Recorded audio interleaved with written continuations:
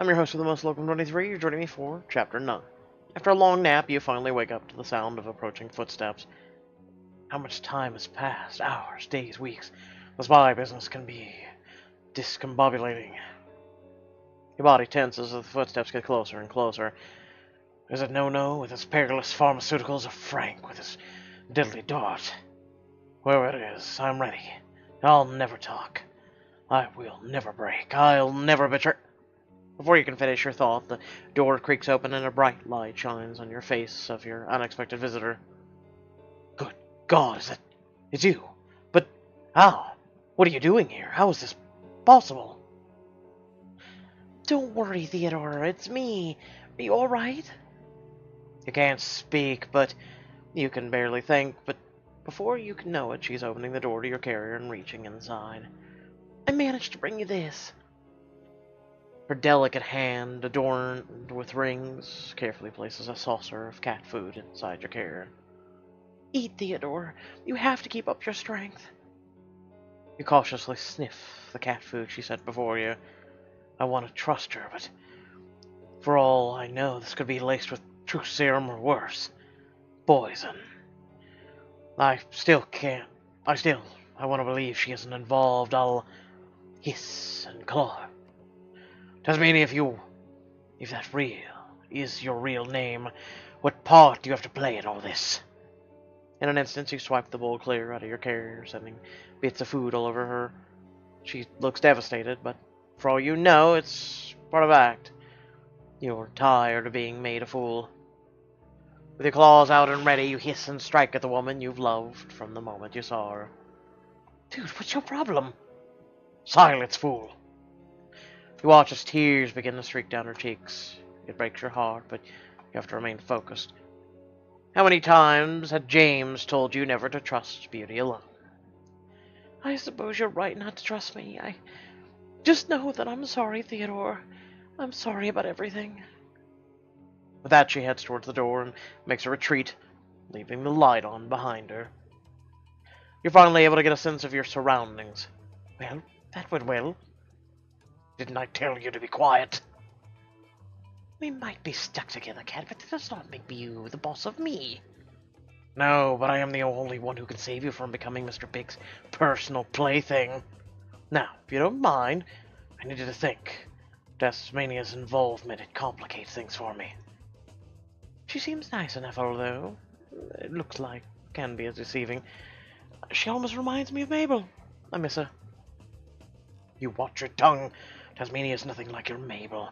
Mabel's a pushy, snide, low-life thief, and... You want to continue, but the heartbroken look on Miles' face brings you Brand to a halt. I'm sorry, Miles. I know you didn't ask for any of this. I also know Mabel was may not have been my favorite person, but she still was your owner. Yes, well, she was everything I could have ever asked for. She took care of me. She loved me. She found me professor groomers, therapists, dietitians. Who knows? Maybe I'm the reason she got mixed up with those losers. What do you mean? She kept getting those things called bills. She'd always talk about finding quick and easy ways to pay them off. Oh, I see. Yes, well, that makes sense. Annie says the same thing, but she would never stoop to the level of thievery. Are you trying to make me feel worse? Of course not. I'm sorry. At least Tasmania left the lights on. Now we can try to figure out exactly where we are. Listen, Theodore, I know you care about this woman, but considering where we are and what's happened to us... Yes? Are you sure you can trust her? I don't know. Despite your raw emotions, you know Miles is in the right. No matter how you feel, you can't ignore the situation. There's a chance Tasmania is just as guilty in all this as Mr. Big. I don't know, Miles. All I know is I want to trust her. Suddenly you're shouting and stomping footsteps from above. What's going on up there? Please, Tasmania, just settle down. I will do no such thing. What you're doing here is wrong, and you know it. Tasmania, I swear, if there's just one hair on her head. What is it? What's she saying? Shh! I can't hear them from this distance. I'll have to activate my beware hairs, and you'll have to shut up. I'll ignore them. You try to fine-tune your beware hair, but it's no use. You can't seem to lock onto the location. Damn. So much for that plan. What are we going to do, Theodore? Honestly, Miles, I have no idea. No idea? You're supposed to be the cat with a plan. We need to get out of this mess. Looking to your canine companion, you suddenly find yourself at a loss for words. Miles, I think we have a long trip ahead of us. After a perilous night at sea, the small vessel docks in the San Diego harbor. You and Miles are unceremoniously shoved into the back of a private security van, which quickly whisks you away to the airport. It seems your intel is surprisingly correct. From what I can tell, we're just reaching sun. I told you. You remember the plan, right? I guess, but I'm still not convinced it's going to work. How the hell are we going to take control of an entire plane? I didn't say... Ugh. What? You... You really think you can handle this whole situation on your own? Of course I can. Just shut up. Keep your ears open and wait for my signal. Okay, let's say I believe you. Even if you can control the plane, how do you expect to land it? You're a cat. Ah, don't give me that look. You know I'm right. We're not on board yet. There's still time to get a message out. Let someone know what's happening. I'll repeat my first point to the people in the cheap seats. You are a cat. How are you going to tell them this message of yours? I'll figure something out. It's not exactly like we have much of a choice here, is it? You're living in a fantasy world, cat. This is reality. Pull your big furry head out of your even bigger furry butt. You can't even talk to humans. You can't fly a plane. You slam your paw against the carrier door, unable to suffer through another minute of Miles' ravings. I've taken just about enough of you as I can stand, trash dog. You have no idea what I've seen. You have no idea the kind of adversary I faced. I've looked death in the face more times than I can count and still lived to tell the tale. You're nothing. You're just some buzzball who let himself get caught. Me, I'm an asset. I work for the... You hold your tongue, doing your best to rein in your emotions. Miles still doesn't know anything about your life in the P.I.A, and it's best to keep it that way. Never mind. Just shut up. Keep your eyes open. The van pulls into a massive international airport. Private planes ranging from four-seaters to sleek private jets occupy the hangar. In a matter of minutes, the van shudders to a stop and the doors begin to open. You can see Dr. No-No approaching the rear of the van. Hypocrite. The back doors open and Dr. No-No reaches in for Miles' carrier. Come with me, Miles. Just a big request of you personally. Opening the wire door, he tries to pull Miles out of his carrier. You take the chance to examine the airport tarmac, desperately searching for a potential ally. It's only then that you hear an ungodly howl erupt beside you. Yo! Miles, what are you doing? You watch as Miles latches onto Dr. No-No's hand, hanging on with all his tiny might. You little rat, I swear to God, I'm going to kill you. Bring it on. I can do this all day. You've hurt my human. She was good to me. She was... Dr. No-No whips out a syringe, grabs Miles by his scruff, and immediately injects him with a sedative. Miles, no! She was good to me. With that, the spunky canine falls to the pavement with a tiny thud. Dr. No-No waves a syringe in your face. I've got plenty more where that came from, Theodore. Just in case you want to try anything similar. No one's coming for you. I can end it all right now. The end of the infamous 009. Go to hell, Dr. No-No. He reaches into the van, lifts your carrier out, and begins to walk you across the tarmac.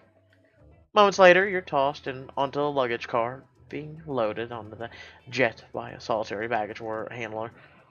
The wind whips through the door to your care, ruffling your magnificent coat.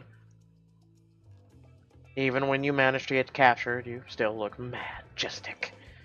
You spot the pilot through the window of the private jet, checking the controls on the dashboard. Further down the jet, you see the entire gang of international criminals beginning to board. Mr. Big, Dr. No-No, Frank, the Enforcer, and... Tasmania, why? Why must it come to this? She hoists her large duffel bag over her shoulder as she climbs the stairs to the sizable Gulfstream G650. Just as she's about to board, Tasmania looks back and catches your eye. Yes, my love. What is it? She mouths, "Help me, Theodore." With that, she turns away and disappears inside the belly of the plane. That tears it. I'm gonna get us out of here, Tasmania, if it's the last thing I do. I just need to get a warning or a distress signal out. Something. Your eyes land on the baggage handler slowly loading the luggage onto the jet. You're about to try and get her attention when... Cuckoo! Oh, God. Flyby, is that you? Looking up through the bars of your cage, you see the maniac bird hovering just over the luggage car. Cuckoo! Is it your birthday? Are you alright? Your eyes shift from flyby to baggage handler, getting closer and closer to your care. You sense a window of opportunity. Chance to get your message out. Do I lay low? Instead of calling out, you do your best to knock your carrier off the luggage car, rocking it from side to side. Doesn't take long for the baggage handler to hear the commotion and make her way over to your carrier. Please, miss, my name is Theodore von Pumpernickel. I've been taken against my will. These murderous hoodlums are trafficking stolen jewels across the border, and they're taking me with them. For the love of God and country, you have to get me out of here. Hey, little guy, is something wrong? Out of nowhere, Dr. No-No pushes her aside, lifting a syringe from inside his coat sleeve. She doesn't spot it, but you do. You try to give her a cautionary hiss, but to no avail. Can I help you, miss? Yes. What's up with the cat? He's screeching like it's his last day on Earth. Yes, thank you for noticing. He means ever so much to me. My beloved feline has a moderate case of travel anxiety. I'm sure he'll be fine once he... Oh, God, that's disgusting. You look just in time to see Flyby's little present from above gloop down on Dr. No-No's shoulder. Damn it, this was a brand new suit. The baggage handler tries her best not to laugh at Dr. No-No's bad luck. Maybe you should clean yourself up, sir. I'll take a look at your cat and get him on board. I still think there's something wrong with... Wait! Don't! Before she can finish, Dr. No-No grabs her by the shoulder and drives a syringe straight into her neck. As her body goes limp, he quickly drags her behind the luggage car before anyone else notice. You coward! Let me out of this cage! Face me like a man! With that, Dr. No-No grabs her carrier and begins to walk towards the jet. I suppose you'll have to ride with us, Theodore. But don't worry, everything will be fine. You can trust me. After all, I'm a doctor. I don't trust you. I don't. You're a hoodlum. With that being said, I hope y'all did enjoy the video. Make sure to like, share, and subscribe.